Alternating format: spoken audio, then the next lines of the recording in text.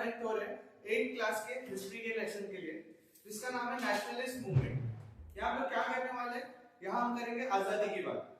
आजादी का मतलब ये नहीं था कि हमारे गांधी जी जो थे वो वायलेंस के खिलाफ लड़ाई कर रहे थे, साथ ही साथ ब्रिटिशर्स के अगेंस्ट लड़ाई कर रहे थे with the tool of non violence. What was that non violence? तो आज इस क्लास में हम लोग क्या करने वाले, तो हम अपने नॉन कॉपरेशन मूवमेंट के बारे में डिस्कस करेंगे। तो जैसा कि हमने अपने क्लासेस में सुना है, 7th क्लास में पढ़ रखा है, आजादी कहीं ना कहीं महात्मा गांधी के नॉन वायलेंस की वजह से आई है, और उसमें सबसे बड़ा हथियार जिसका रोल माना गया था वो था नॉन कॉपरेशन मूवमेंट। क्या था भाई नॉन कॉपरेशन मूवमेंट? नॉन का मतलब होता है नहीं, कॉपरेशन का मतलब होता है सपोर्ट, एंड मूवमेंट का मतलब होता है आंदोलन। तो ये एक ऐसा आंदोलन था बच्चों जहां पे गांधी जी ने ब्रिटिशर्स को सपोर्ट करने से मना किया हुआ था।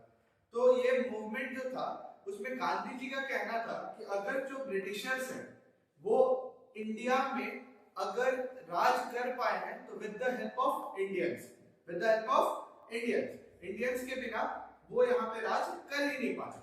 तो अगर मैं छोटी सी बात बोलूं कि without the help of Indians their rule will collapse, ऐसा कहना था गांधी जी का कि अगर इंडियंस का सपोर्ट ब्रिटिशर्स को मिलना बंद हो जाए तो ब्रिटिश रूल क्या होगा, कोलैप्स कर जाएगा। समझ में आ रहा है सबको? तो उसके बाद हम लोग देखने जा रहे हैं कि क्या था ये नॉन कॉपरेशन मूवमेंट और गांधी जी ने क्या क्या टारगेट्स रखे थे इसमें। बहुत छोटा छोटा टारगेट्स था। टारगेट्स ये था, जिसमें पहला ऑब्जेक्टिव उन्होंने बोला था कि जितने भी टाइटल्स है, जितने भी पोस्ट है, जितने भी अवधि है, जितनी भी बड़े बड़े आपको पोस्ट मिले हुए हैं बाय द ब्रिटिशर्स, किसके द्वारा? ब्रिटिशर्स के द्वारा। सिंपल सी बात है, उनको आप क्या करो, त्याग कर दो, छोड़ दो, खत्म कर दो, उसका वैल्यू करना खत्म कर दो। ब्रिटिशर्स को लगेगा कि आप कॉपरेट नहीं कर रहे। सिंपल सा बात है।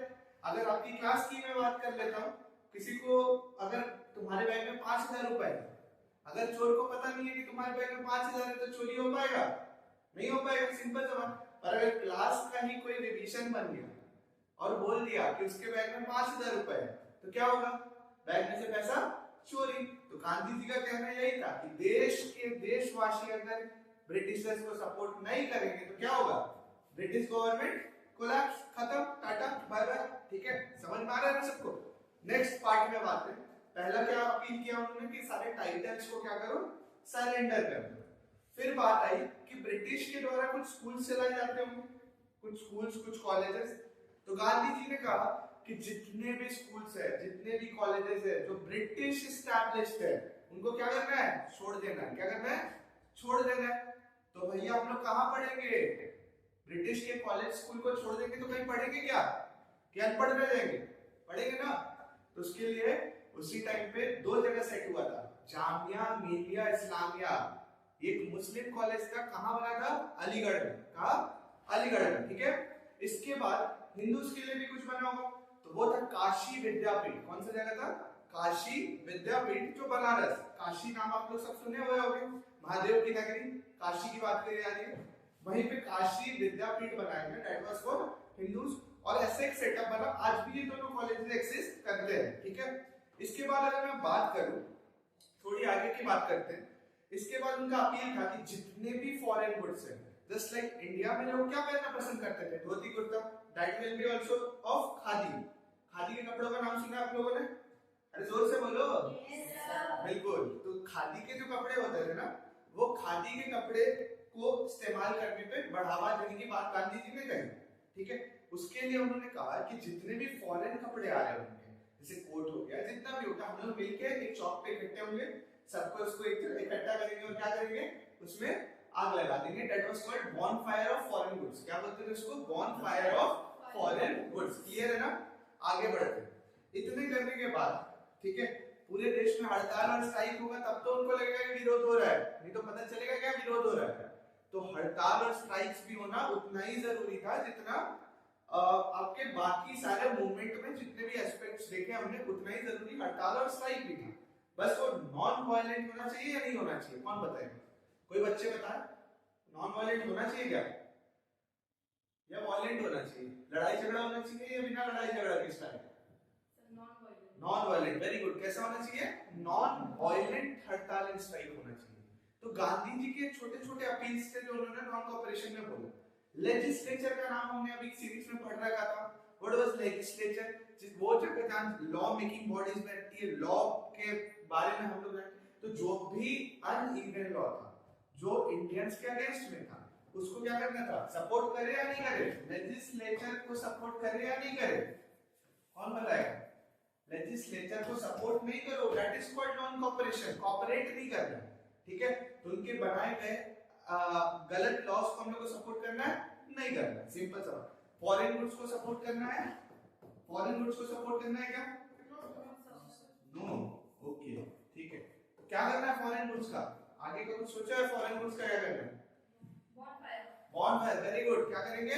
बॉनफायर इकट्ठे करेंगे और क्या करेंगे? माचिस जलाएंगे और आग लगा के खत्म, टाटा बाय बाय, ठीक है? लेजिस्लेचर समझे हम लोग, बॉनफायर समझे हम लोग। स्कूल कॉलेजेस जाना है? ब्रिटिश एस्टैब्लिश जाना है क्या? इसमें जाना है? नहीं जाना। सिंपल सवाल। अगर हम वहां नहीं जा रहे हैं तो उसके अल्टरनेटिव में क्या बनाया गया? जामिया मिलिया इस्लामिया और साथ में काशी विद्यापीठ। क्लियर है? ये 3-4 चीजें। स्कूल एंड कॉलेजेस नहीं जाना है, सिंपल सवाल। स्कूल्स में नहीं जाना है हम लोगों को। अच्छा, इसके बाद एक और पॉइंट है टाइटल्स रिगार्डिंग। जितने भी बड़े बड़े टाइटल्स है, जितने भी पोस्ट है, उनको क्या करना है? सरेंडर, अबॉन्डन करना है, सरेंडर कर देना है, खत्म कर देना है, उसको सपोर्ट नहीं करना है। सिंपल से 4-5 पॉइंट आप लोगों को याद रखना है। That is all about non cooperation movement. ये जो नॉन कोऑपरेशन मूवमेंट था बच्चों, ये इतना सपोर्टिव हुआ इंडियन नेशनलिस्ट मूवमेंट को, ये इतना बड़ा मूवमेंट बना, ये इकलौता मूवमेंट था जो पूरे कंट्री को यूनाइट किया था, एक एकता बनाया कंट्री में, ठीक है? सब लोग एक दूसरे से कनेक्ट कर पा रहे थे।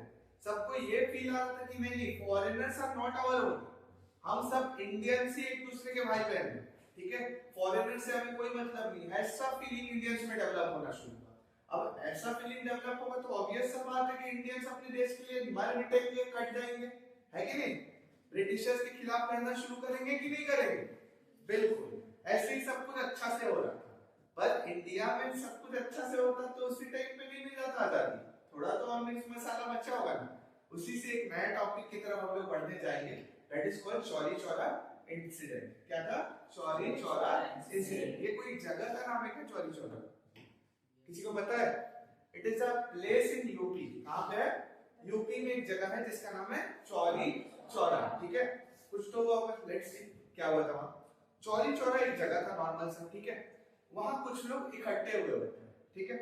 तो वहां जो ब्रिटिश सिपॉयज थे, British sepoys, military from Britishers, उन्होंने क्या किया कि ओपन फायरिंग कर दी। किन पे? जो पीसफुल प्रोसेशन जा रहा था, जितने आदमी थे उन पे क्या किया? ओपन फायरिंग किया। Just like in the case of Jallianwala Bagh massacre. याद है ना जालियांवाला बाग में क्या हुआ था? सब बैसाखी के दिन मिले थे एक ग्राउंड में, उसमें कुछ प्रोटेस्टर्स थे, कुछ नॉर्मल पीपल थे जो मेला घूमने आए हुए थे, पर वहां पे जनरल डायर ने एक आदेश दिया कि बंद करो गेट और क्या करो? ओपन फायरिंग कर दो। और कई लोग उसमें मारे गए थे, जिसके बाद से ब्रिटिशर्स ने पूरे देश में कर्फ्यू का माहौल लगा दिया ताकि ये बात ज्यादा स्प्रेड ना हो। अगर स्प्रेड होता तो इंडियंस को गुस्सा आता कि हमारे अपने लोगों को मार दिया, होता कि नहीं होता? अब उस गुस्सा को शांत करने के लिए इंडिया में कर्फ्यू सिचुएशन लगा दिया गया था। आफ्टर दैट, बुक में ऐसा नहीं दिया but it is a general fact, general Dyer से एक बार पूछा गया था कि why you have done the Jallianwala Bagh massacre. आपने जो जालियांवाला बाग में किया था वो क्यों किया था, क्या था उसके पीछे रीजन? तो उनका आंसर आया था, it was not for protest. Protest के लिए मैंने इसको नहीं किया था, मैंने इंडियंस के मन में ब्रिटिशर्स को का डर एस्टैब्लिश करने के लिए ऐसा किया था, ताकि इंडियंस ब्रिटिशर्स से डरने लगे। चौरी चौरा में फिर से ऐसा कुछ हुआ, ओपन फायर, ठीक है? क्या इंडिया डरने वाला था इस बार? पहला बार तो दबा दिए थे, दूसरा बार दबा नहीं। चौरी चौरा पुलिस स्टेशन में 22 पुलिसमैन वहां पे थे। इंडियंस ने क्या किया, वहां पे पूरे पुलिस स्टेशन को क्या किया? जला दिया और 22 पुलिसमैन जिंदा जल गए उस चौरी चौरा इंसिडेंट में। आफ्टर दिस ब्रिटिशर्स को ये समझ में आने लगा था कि ये इंडियंस रुकने वाले नहीं है। तभी महात्मा गांधी जी को ऐसा पता चलता है कि कुछ चौरी चौरा जैसा करके कोई इंसिडेंट हुआ है। तो तो गांधी जी को जब चौरी चौरा के बारे में पता चलता है तो गांधी जी को ये बहुत बुरा लगता है कि वाई चौरी चौरा। चौरी चौरा में जो हुआ वो एक वायलेंट मूवमेंट था, इट वाज वायलेंस, लड़ाई झगड़ा मारपीट, गांधी जी इसके एकदम अगेंस्ट हुआ करते थे। ठीक है, ये इंसिडेंट था 1922 का। चौरी चौरा कब हुआ था? 1922। ठीक है, क्लियर? 20 में नॉन कोऑपरेशन मूवमेंट हम लोग लॉन्च किए थे आफ्टर 2 इयर्स। ठीक है, 22 में क्या होता है कि यस यहाँ पे एक इंसिडेंट होता है जहाँ वायलेंस फैल जाता है, आग वाग लगा दिया जाता है पुलिस स्टेशन में। गांधी जी को ऐसा लगा कि अब जो ये नॉन वायलेंट मूवमेंट था वो कैसे कन्वर्ट हो रहा था? वायलेंट मूवमेंट में कन्वर्ट हो रहा था। कैसे मूवमेंट में? वायलेंट मूवमेंट में चीजें कन्वर्ट हो रही थी। इतना होता है, गांधी जी एक कॉल लेते हैं, बहुत इंपॉर्टेंट डिसीजन लेते हैं, बोलते हैं I am taking of the non cooperation movement. जो मूवमेंट अच्छा जा रहा था, क्या बोलते हैं उसको, हम अब वापस ले रहे हैं, क्योंकि मेरा ऑब्जेक्टिव था जो मैंने अपनी क्लास की स्टार्टिंग में बचा के रखा है बच्चों, कि ये movement was a non violent movement. Gandhi ji ने बोला अब नॉन वायलेंट मूवमेंट ये रहा नहीं, तो मैं इस मूवमेंट को क्या कर रहा हूँ? वापस ले रहा हूँ। क्लियर है? इसको मैं वापस ले रहा हूँ।